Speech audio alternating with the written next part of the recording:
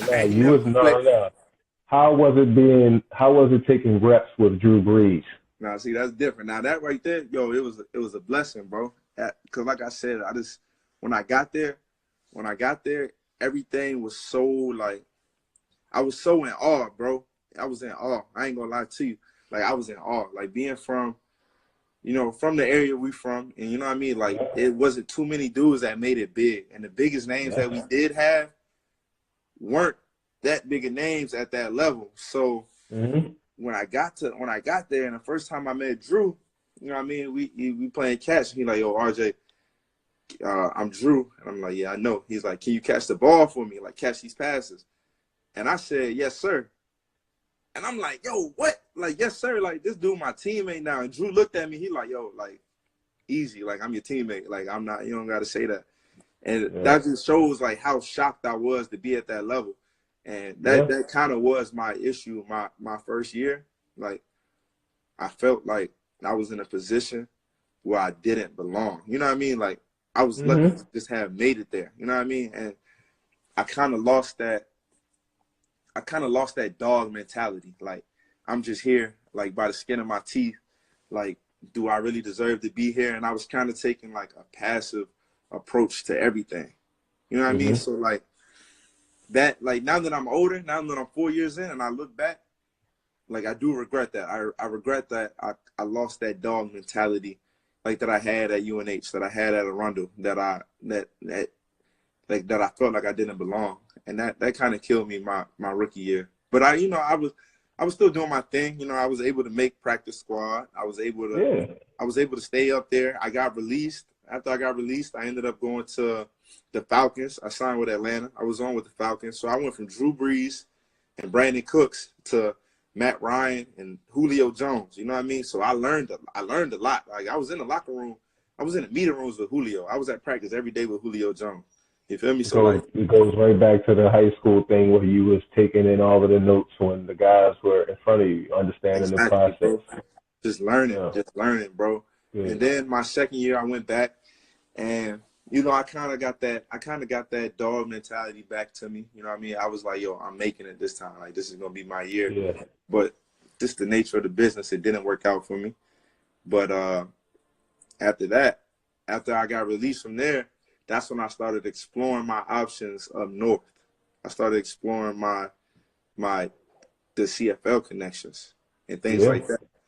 And once I got to the CFL, well, once I decided to sign with the CFL, was about the time that my daughter, that Tiff, I got pregnant. That was around that time.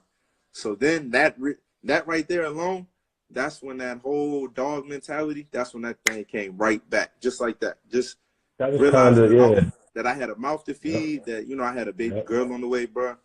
That right Yep. there, that took me back. That took me back to that hard work that I put in, to all them people telling me no in high school that I was too slow, to everybody in the NFL telling me I was too slow. Man, I found out I was having a daughter, bro. Yeah, I was It gonna took me ask you that, man. What was the that was really gonna be my question. Was that the determining factor and the curve that made you tick, that made you go every day when you got signed with the Ottawa RedBlacks? Was that kind of your motivating factor? Because that was what I was gonna lead to, like with your current situation, which is playing with the Ottawa RedBlacks. You had a phenomenal season last year. Seeing several write-ups about how you're the X factor and you guys made it to the Canadian Championship, if yeah, I'm not mistaken, great right? cup, great cup. Yep. Yeah, and I was actually fortunate enough to see you play live. Broke loose, big fella cut you up, but it's all good. You know what I'm saying? Yeah, but I kind of seen that turn when you had your kid. Was that kind of is that kind of the motivation as to how you're going nowadays, and is what keeping you going to kind of tell her that no matter what, because you know how in this day and age, like with women especially, it's kind of a cast a shadow and they kind of get limited. So it's kind of important for you to tell her the story that you have as far as perseverance. That's why I kind of wanted to get to that point. Was that the turn for you, or Yeah, yo, that alone, bro, that alone took my motivation and my work ethic and just took it to another level, bro. Like that, because you know what I mean. Like it's different. It was different when I was playing for myself. You know what I mean. I was yeah, always a self motivated person. just based on myself. You know what I mean? I can motivate myself. Like, I don't need someone to tell me something to get me to get up and want to work. I can do that myself. And I've always been that type of person. I'm extremely self-motivated. But when you have external factors, like outside factors that are really meaningful that you need to work for, man, I'll tell you, it ain't nothing like it. It ain't nothing like it, bro. And my external factor was my daughter. And like, it's like, either you do this or it's the real world for you. You know what I mean? Like, and there's nothing wrong with the real world. It ain't nothing wrong with it at all. But I knew that that external force for me was my daughter. Like, when I go to the gym, that's what I think about. Like, that's what I put the work in for.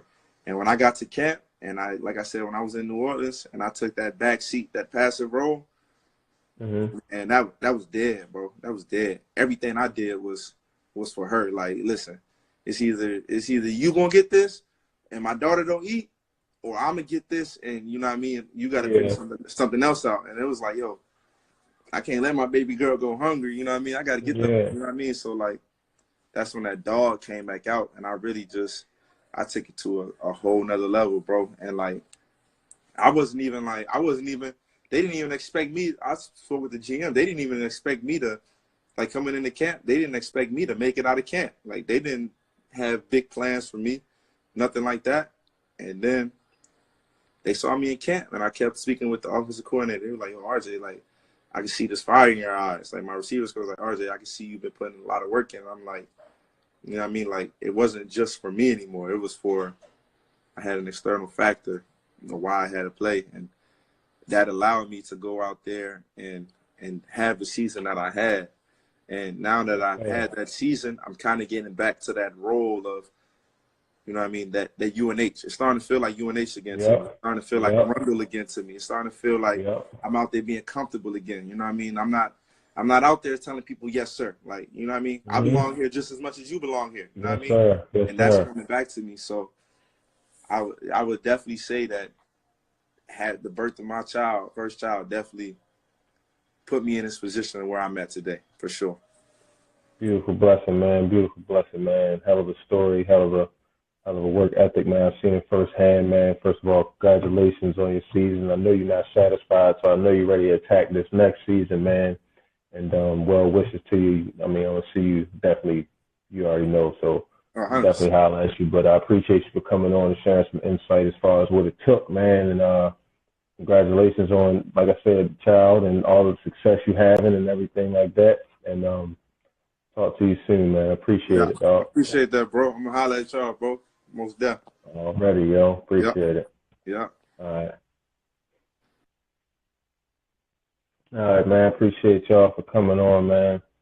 That's my man, RJ Harris. As you can see, it's most certainly a story where a guy had to overcome, man. He had to go through a lot of stuff, man. You got to think about it. All of these roadblocks, a lot of people will give up when they get to these points, but he was able to persevere and get through. It's all about what you're going to do to separate yourself. That's what this channel is about. The show is about what you're going to do to separate yourself, because everybody is born with a gift, but it's those that persevere, it's those that put that extra work in, that go the extra mile, that get to the next level. And everybody has a story to tell, but some are more special than others when you have that much sacrifice and that much work that you put in.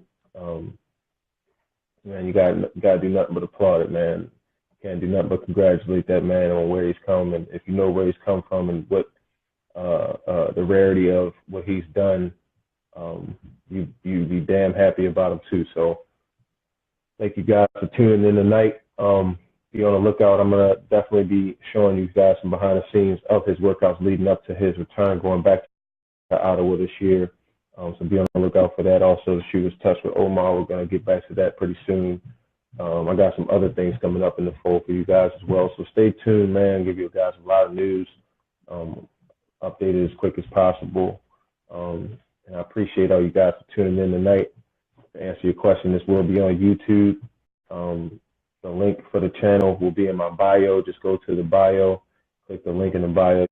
You'll go straight to the channel. I'll get right to that as soon as I get off of here. So be on the lookout for this tonight. And you guys take it easy out there. Everybody in Maryland, stay in the crib. It's ready to snow tomorrow.